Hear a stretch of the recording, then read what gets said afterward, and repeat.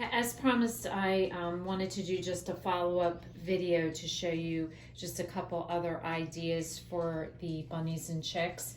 I found this really cool paper at Michael's.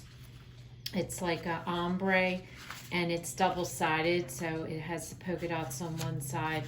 And the neat thing about this paper is it was pinks and purples to yellows. So I was able to do on one piece of paper, make a whole bunch of bunnies, and I did the bunnies in the pink and then the more yellows, the chicks. So you can do a combination like that, which I thought turned out cute. I also flipped it over and used the polka dots and did the bunnies.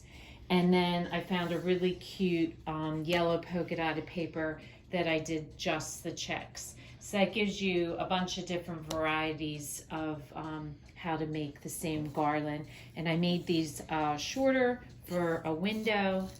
So there's 4, 2, 1 versus the 8.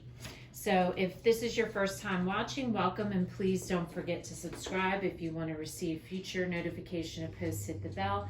And if you like the video, please give us a thumbs up. Thanks for watching, and we'll see you again soon.